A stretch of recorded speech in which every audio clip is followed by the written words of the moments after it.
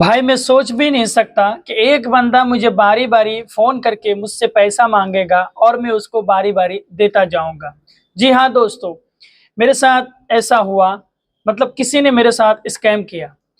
एक बंदा फ़ोन करता है और वो बारी-बारी मुझसे पैसा माँग रहा है था अपने दोस्त के नाम पे और मैं उसको देता गया। मैं भी बेवकूफ़ बन गया। पहले तो मैं भी सोचता था कि वो आदमी बेवकूफ़ होगा, जिससे दूसरा आदमी पैसा लेता है, स्कैम कर लेता है और उसको मालूम तक नहीं चलता है। लेकिन भाई जब मेरे साथ हुआ तो सोचने पे मजबूर कर दिया कि सामने वाला बंदा इतना शातिर दिमाग है कि वो सामने वाले को ऐसे फँसाता है कि उसको भनक तक नहीं लगता है। चलो वीडियो एंड तक देखो, मैं आपको बताने वाला हूँ, कभी आपके साथ भी ऐसा हो सकता है, तो वीडियो देखने से शायद आपको थोड़ा जानकारी मिल जाए या कभी आपके साथ होने वाला होगा तो आप इससे सतर्क हो जाएँगे। वीडियो देखिए, आपको पता चलेगा कि ये शातिर दिमाग वाले बंदे कि दूसरे बंदे को कैसे फँसाता है और उसे ठगता है। चलो मैं आपको बताता हूँ। ये 22 जुलाई मगरिब की नमाज़ के बाद 8:15 को मेरे पास एक कॉल आया और वो कॉल से मेरे को बात हुई। नंबर तो मैं पहचानता नहीं, लेकिन पहले एक मेरा दोस्त रहता था मुंबई में और उसके साथ मेरी अच्छी खासी दोस्ती थी।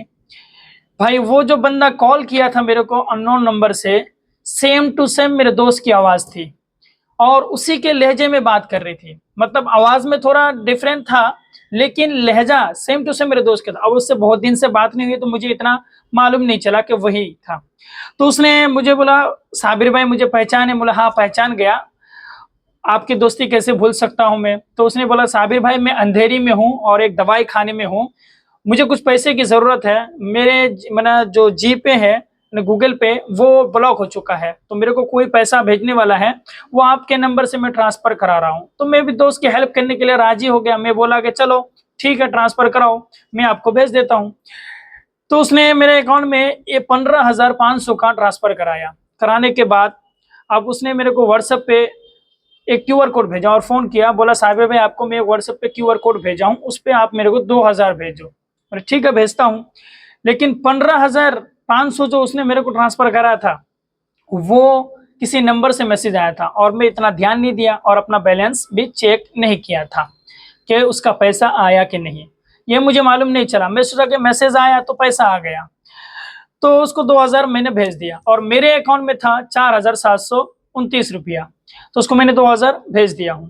भेजने के बाद फिर दूसरा मर्तबा उसने कॉल करता है, बोले कि साबिर भाई और 2000 आपको ट्रांसफ़र करना होगा, क्यूआर कोड दे रहा हूँ, उसी क्यूआर कोड में। तो ठीक है कर देता हूँ, उसी की पैसा है, देने से क्या जाता है। लेकिन मुझे ये भाई नहीं मालूम था कि वो बंदा मुझे ठग रहा है। मुझे ये थोड़ा ना मालूम था, मालूम नहीं था। मैंने और 2000 उसको ट्रांसफ़र कराया। फिर तीसरी मर्तबा कॉल करता है, करने के बाद बोलता है कि अभी 1500 करो। 1500 करने के बाद जब मैं 1500 करने बाद उसके बाद फेलियर बता डिसमिस बताया। फिर उसने बोला कि चलो 1500 नहीं हो रहा था 1000 करके देखो। तब मेरे को कुछ शक हुआ। शक होने के बाद मैं बोला चलो ठीक है, पहले मैं अपना जीपे खोल के अपना बैलेंस चेक कर लेता हूँ। जब भी मैंने बैलेंस चेक करने गया तो दोस्त उसका पैसा आया नहीं था, उसका पैसा नहीं हुआ था। अब हद ये हो गई, देखो ज़रा बात, हद तो ये हो गई कि उसको फ़ोन करने के बाद मुझे शक होने के बाद भी उसको मैंने पैसा दिया। उसने मेरे को कैसे फँसाया देखो। जब मेरे को शक हुआ तो उससे पूछा, फ़ोन किया, भाई आपका पैसा नहीं आया। तो उसने मेरे को कैसे फँसाया? बोलेगा, "अरे साबिर भाई आपको मेरे ऊपर भरोसा नहीं है? आपसे मैं 2-4 हज़ार लेके भाग जाऊँगा?" बोला कि आपको जो मैं बोला था वो कंप्यूटर से मेरे बंदे ने आपको पैसा ट्रांसफ़र किया है। एनईएफटी कुछ ऐसा नाम का था, वो बताया कि उससे क्या आपको 1 घंटा बाद मिलने वाला है वो पैसा, 1 घंटे बाद मिलने वाला है। बोला चलो ठीक है, हो सकता है कहीं पीटीएफ से क्रेडिट कार्ड या कोई ऐसे पेटीएम से किया होगा। तो मैंने चलो ठीक है।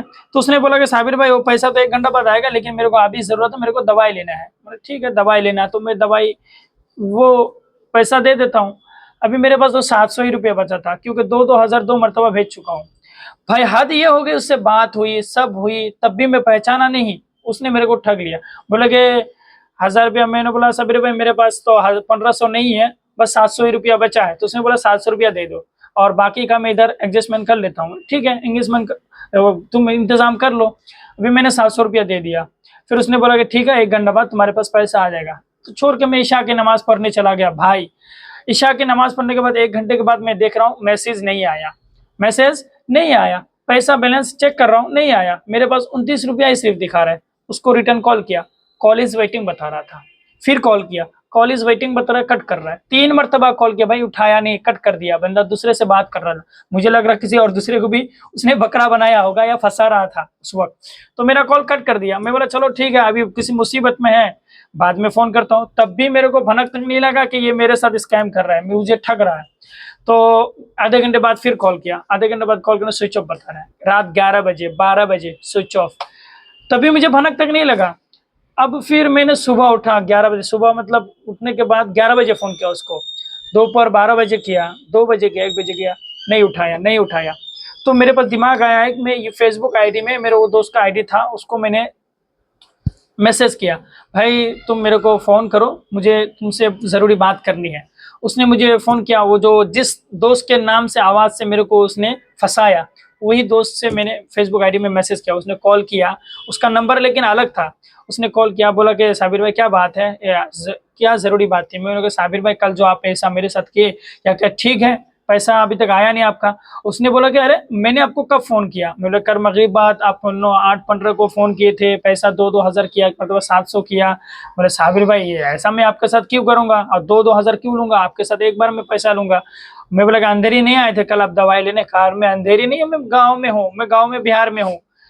बोला कि ये क्या बात हुई, गाँव में है बिहार में है, फिर मेरे को कौन फ़ोन किया था। उसने बोला कि साबिर भाई मुझे नहीं मालूम। मैं बोला साहब आपके लहजे में बात कर रहा था, मैं सोचा कि आप है। बोले साबिर भाई मैं आपसे भला ऐसा क्यों करूँगा, बात तो ठीक है, दोस्त है, भला वो मुझसे ऐसा क्यों पैसा मांगेगा, मांगेगा तो एक बार में ले लेगा, ऐसे फोन उसके बाद लेने के बाद स्विच ऑफ क्यों करेगा फोन, ये बात है ना, मुद्दा ये है, स्विच ऑफ क्यों करेगा, स्विच ऑफ नहीं करता।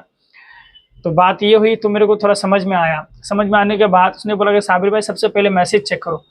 मैं तब मैसेज चेक करने गया, तब मैसेज देखा वो किसी बैंक से मैसेज नहीं था, वो एक नंबर से मैसेज आया था, सेम टू सेम बैंक में जैसे मैसेज करता है वैसे ही मैसेज किया, एक बैंक से मैसेज आया था, मतलब एक नंबर से वो मैसेज आया था मेरे को।